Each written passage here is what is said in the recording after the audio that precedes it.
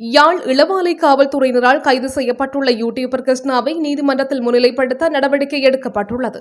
SK vlog என்ற பெயரில் உதவி செய்கின்ற காணொளிகளை பதிவேற்றம் செய்யும் யூடியூப் சேனல் ஒன்றினை நடத்தி வருகின்ற கிருஷ்ணா என்பவர் நேற்றைய தினம் பண்டத்தரிப்பு மக்களால் மடக்கி பிடிக்கப்பட்டு இளவாலை காவல்துறையினரிடம் ஒப்படைக்கப்பட்டுள்ளார்.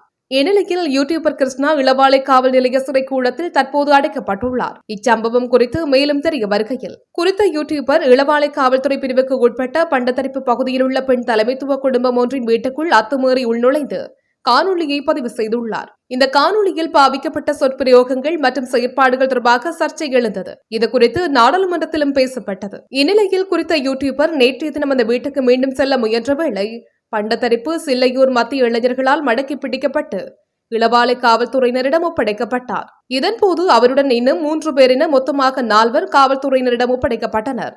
இந்நிலையில் விசாரணைகளை மேற்கொண்ட இளவாலை காவல்துறையினர் பாதிக்கப்பட்ட குடும்பத்தின் வாக்குமூலம், இளைஞர்களின் வாக்குமூலத்தை பெற்றனர். அதன் பின்னர் 4 கைது செய்யப்பட்டனர்.